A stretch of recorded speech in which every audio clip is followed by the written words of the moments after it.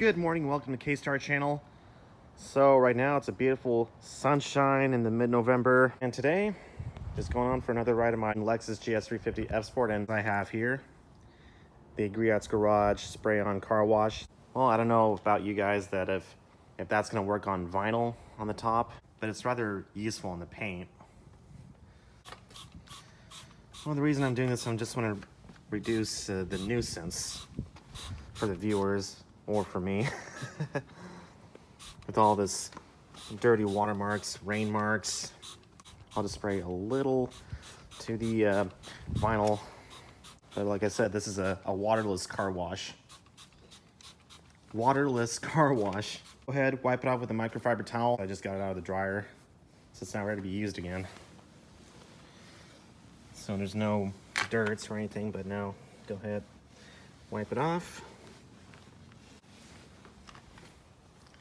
Almost done. I had flipped my towel for a better clean spot. So I'd rather go easy on the wiping, so I don't want to end up pushing the dirt back into the paint or to the vinyl. Just going very gentle. So it looks much more better now after I've finished wiping this off on the rear. So I decided to go ahead and stop at this time, so I don't need to clean the entire car, because I think sooner or later it might rain again and get my car dirty. So now what to do next? Oh, wait a second, wait a minute. Well, some of you viewers and followers had asked me, when can I dyno this car after finishing the modification process? Well, looks like today's the day. Let's do this. So last year when my car was bone stock, except it had the K&N chromey aluminum intake tube, that's the only exception of its first mod, it achieved 271 horsepower on the rear wheels after 3 or 4 pulls.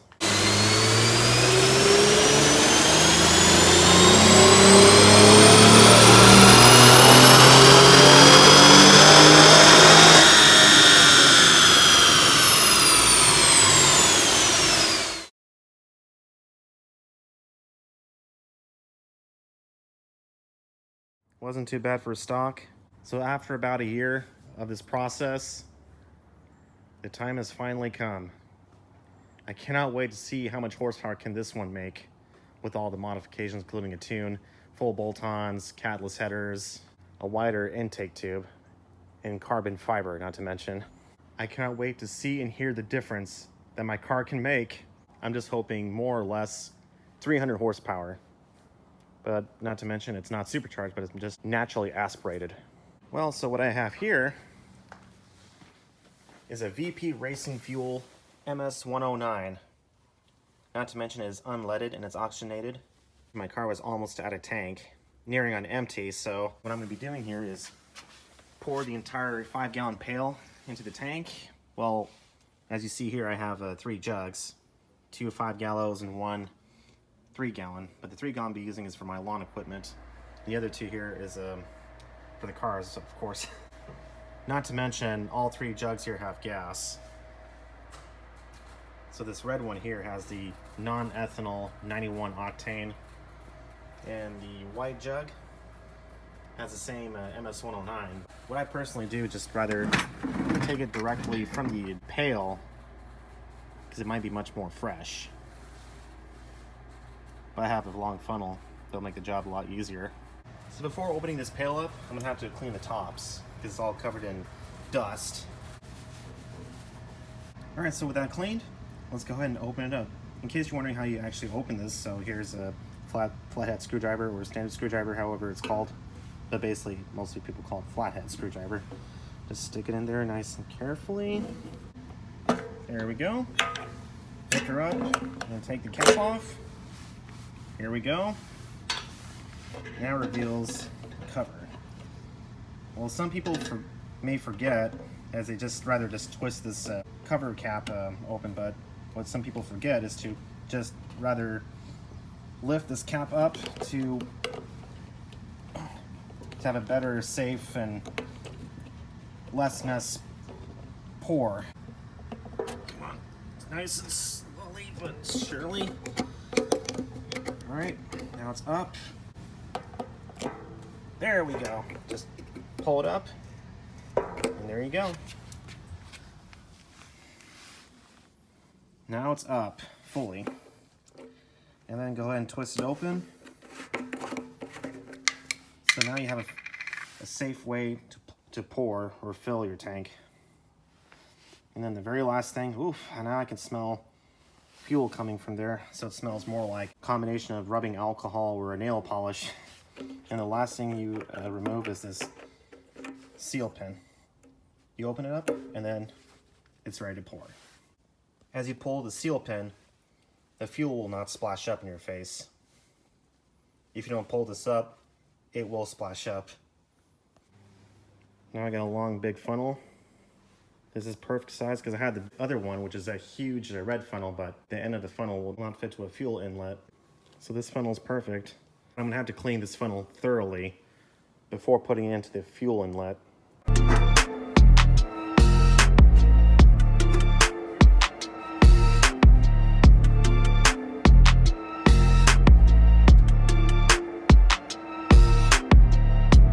Reason being to know why do I add a racing fuel to my car, because basically I heard, according to some of the videos I saw and some users, they basically increase horsepower and torque. Well, I don't know about you guys. And so the reason why I used the MS-109 here, because my personal opinion, I don't necessarily need to add a leaded racing fuel, but I'd rather use unleaded racing fuel to my car, so it's much more safer for the O2 sensors, which, not to mention, my car does not have a catalytic converter. So yeah, many people have used a VP110, which, not to mention, is leaded. Well, anyways, let's go ahead and get to the dyno. So before I go, so now it's just about half tank. So after pouring in the 5-gallon jug of racing fuel, before that, the needle had actually touched the line where the E is, just so close to being empty. All right, folks, here we are in KO Racing, up over in Oregon City. If you guys want a dyno running car, please check it out. It's really amazing, especially for the MR2 enthusiasts. Or should I say Toyota enthusiasts, rather, including Lexus. It's just about the perfect time for a dyno run. Now you can see this beautiful red MR2 up there on the ramp. And there's another MR2 on the SC400. And a Chrysler 300 right there. And it is a beautiful SRT8 right there, which you don't see those anymore. Well, don't see them too often.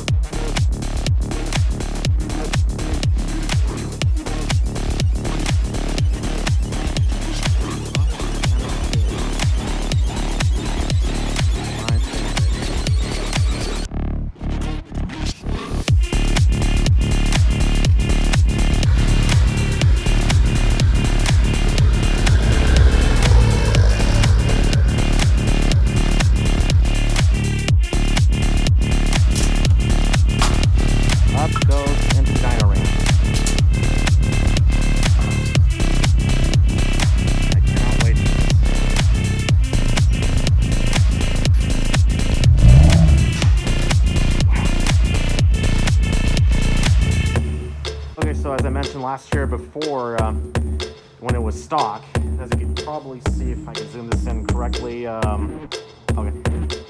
So this is the amount of horsepower it gained.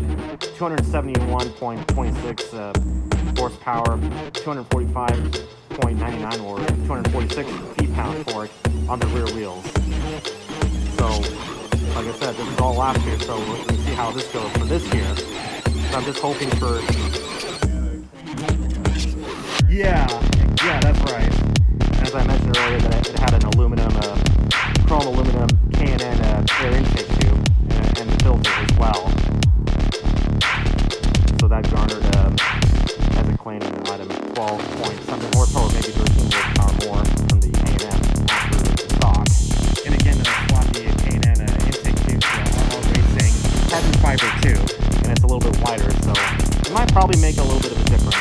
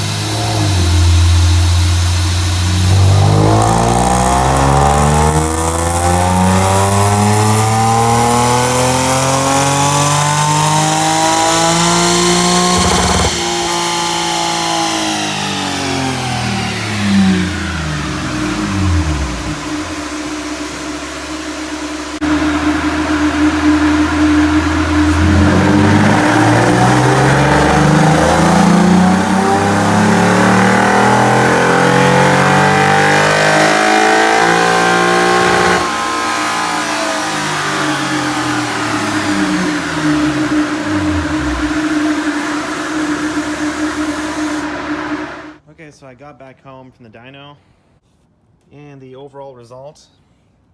This is the red mark is the previous what I had from last year when it was stock. And now in the green section you can see, this is right now.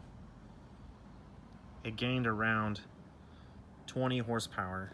Well, I mean, that's not too bad.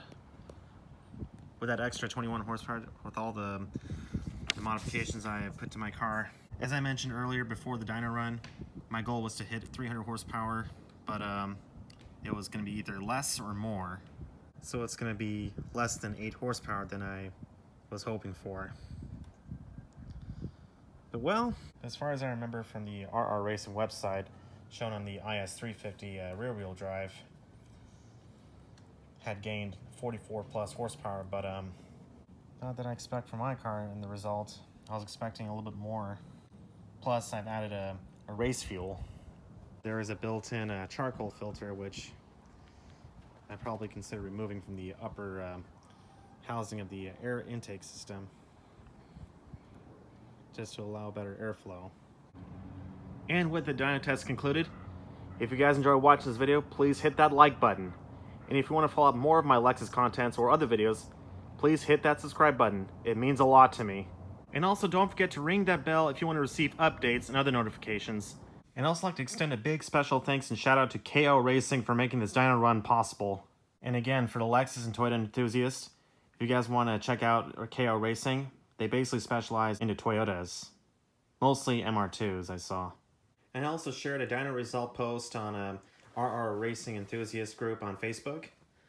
So I received a tip from a comment section that not all dyno results are equal in different locations. But I kind of think that my car should be anywhere closer to 300 or maybe just about 300 horsepower on the rear wheels. Well, I hope you guys enjoy watching this video. Take care. K-Star out.